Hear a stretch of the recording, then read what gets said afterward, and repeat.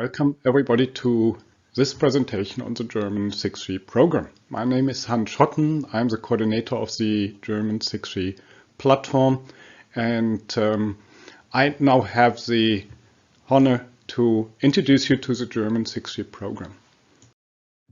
The 6.3 program in Germany was announced in April 2021 with a very significant volume of approximately 700 million euro. In 2021, already two kinds of projects started. The 6.3 platform, which is the umbrella organization of the whole program, and for research hubs that I will describe a little bit later. This year, in the second half of 2022, 18 6.3 industry projects will join the program, and we expect more programs, for example, projects focused on resilience, to join. We also have some participation from EU Celtic project, in particular AINet. So as you can see, there are different kinds of projects, different instruments that all together form the 6.3. So what is the platform doing? The platform, as already said, is the umbrella organization and also a networking platform for the whole German 6.3 program. It's managing the liaisons and the collaboration with other international 6.3 programs. So that's why I'm presenting it here. We are harmonizing. So the 6.3 platform has several working groups in which all participants of the whole program come together. And one of the tasks of the working groups is, of course, to harmonize the output from the different projects in order to avoid that we get lost in many different diverging concepts, visions, roadmaps, because at the end we are committed to have one global 6.3 standard. And that's what we are already trying to do on the German level. So by harmonizing these different concepts and with this, the input that or the contributions from the German program to the international process towards 6.3.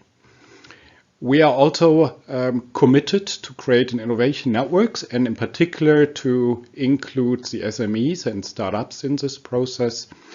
A very specific task that might not be relevant in all parts of the world, but it is very relevant in Germany, is that we ensure acceptance of 6.3 concepts. I will explain later that based on the experience with 5G, that is definitely necessary because we would like to gain acceptance in society, but not only in society, but also in vertical industries. Other things are that, of course, we want to create a skilled worker first. Industry is asking for skilled workers. You can never have enough of this. And then, of course, to create these harmonized German contributions towards the United Nations Sustainability Goals.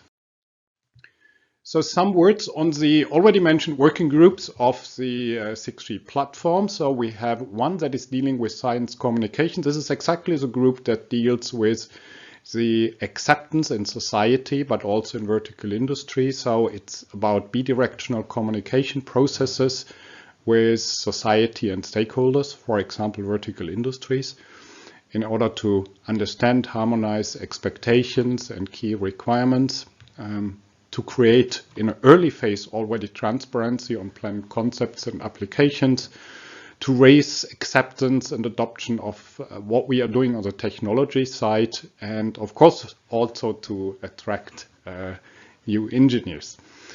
And why are we doing this? I already hinted to this. So in the 5G process, there were some concerns, maybe not everywhere, but definitely in Germany, in the society about electromagnetic exposition and privacy issues related to this.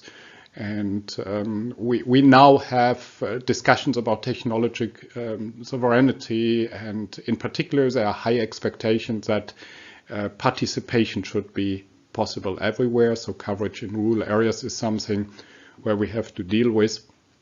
And so that is the reason why we try to do this better in 6.3. So we learned out of the 5G process. We also have seen that the vertical industries are only adopting 5G slowly. Yeah, so we have expected a faster uptake. And that's partly due to the very late involvement of these vertical industries. Again, something that we want to do better. And why do we feel that this is relevant for 6G? Because we have new frequency bands, and with this, probably new concerns about electromagnetic exposition. We plan to integrate sensing capabilities in the networks, and with this, there might be privacy issues. We need a good justification for the required investment. And there are also some applications that people might have concerns about.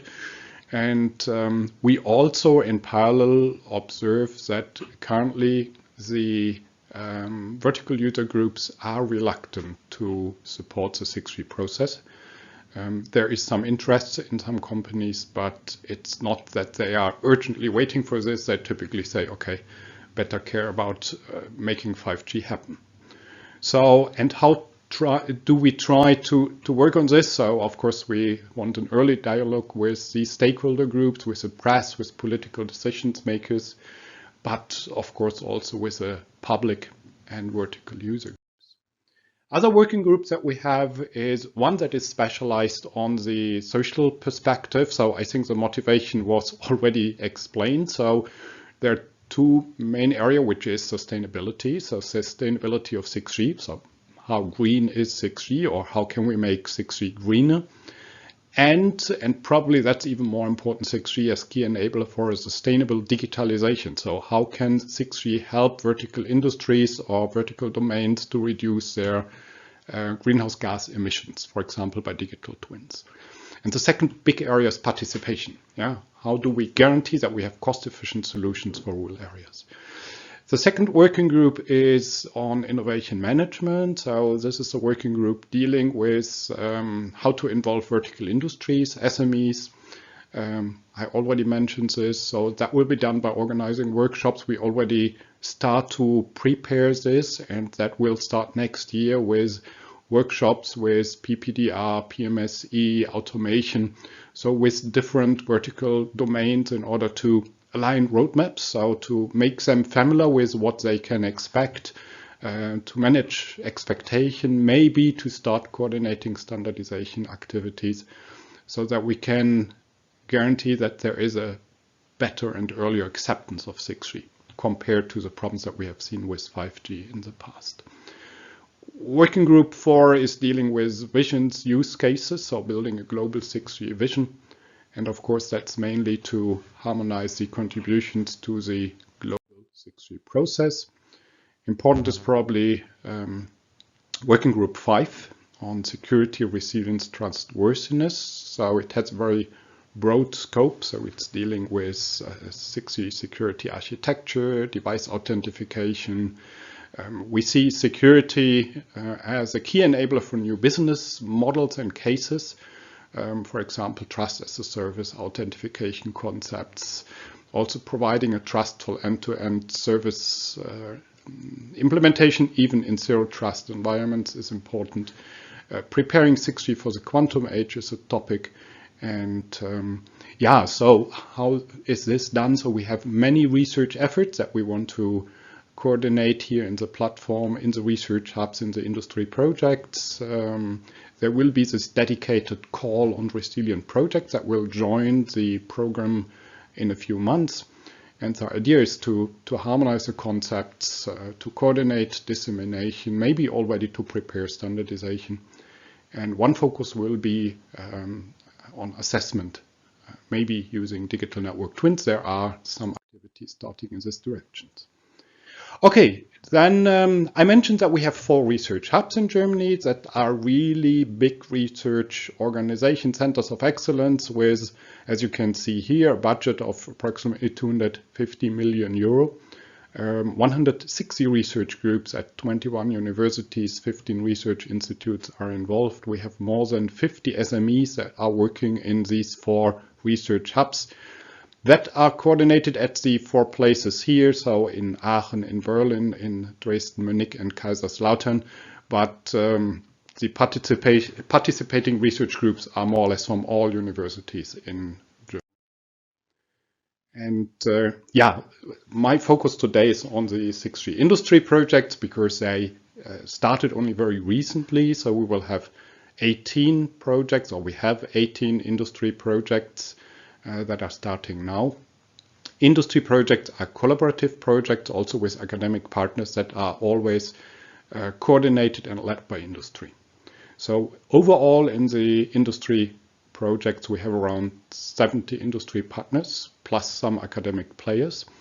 And under this, or as part of these 60 industry partners, we have major infrastructure vendors like Nokia, Ericsson, globally active MNOs like Deutsche Telekom, Vodafone, test and measurement equipment manufacturers like Rohde & Schwarz, semiconductor manufacturers like NXP or Infineon, quite a number of OEMs in the sector of automotive, airplanes, drones, robots, automation equipment, commercial vehicles, medical equipment.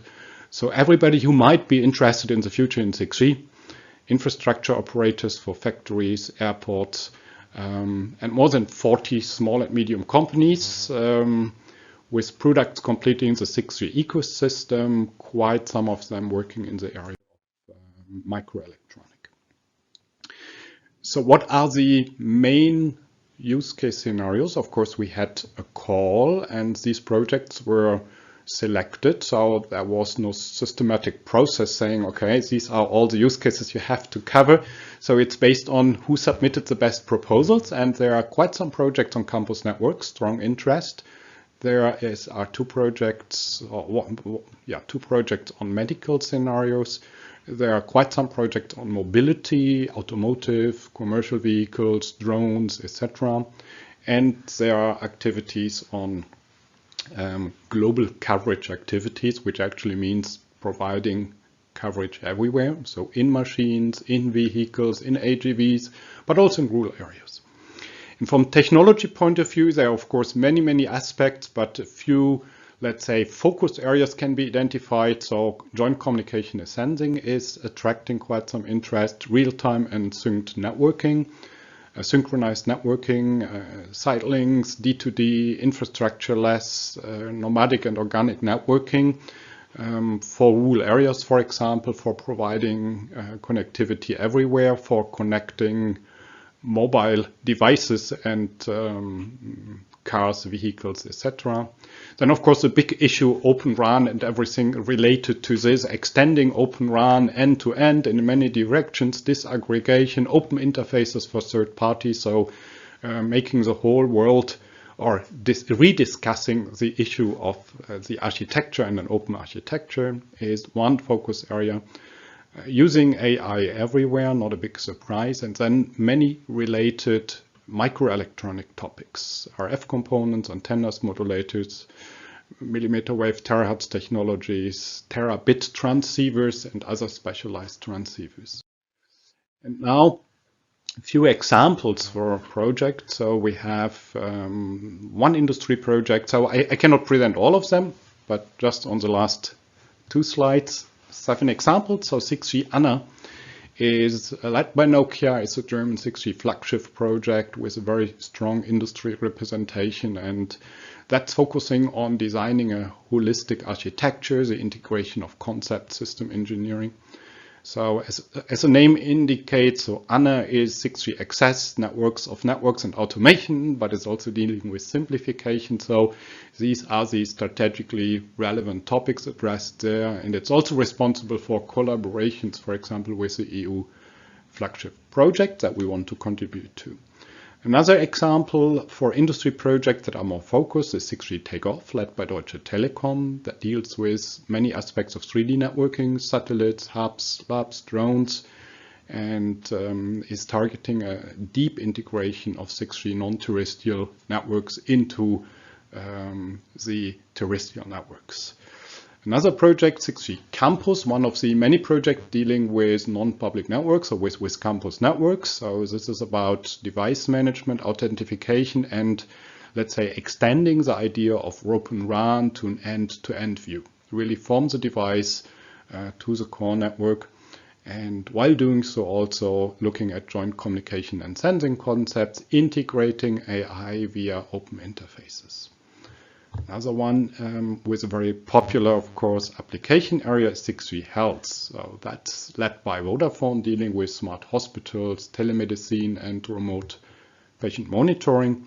So from technical point of view, it's mainly about guaranteeing that 6G meets all the requirements that come from this application field. And it was identified in the preparation process that the integration of sensing, of different sensing technologies, privacy, resilience, XR, and massive computing might be relevant there. Then 6G Next is about real-time and reliable 6G support for demanding massive XR applications, so augmented reality and even more. End-to-end solutions for a high-speed software layer, integrating data processing and connectivity in one holistic software layer as an end-to-end solution is what is targeted in this group. And use case scenarios for demonstrating this is air traffic anti-collision system and holographic 3D communication.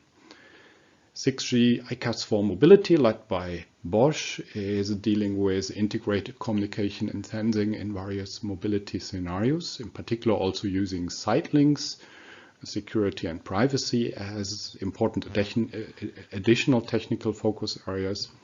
And it will consider mobility scenarios with, in the automotive sector, AGVs and drones. And finally, last example, coordinated by ATVA's 6G Terra Factory. That's a project, again, looking at the campus networks that focuses on out-of-the-box campus networks, so non-public networks, secure zero-touch operations, so very simple things, really designed from a vertical industry perspective. The plan is to have an Open RAN-based system that, in addition, provides open interfaces to specialized third-party functionality that is typically used in automation and factory environments. And then, as already mentioned, we have one more group of projects that I don't describe in detail now. These are the resilience projects that will join later on. And with this, I'm done. Thank you very much. Here's my contact information.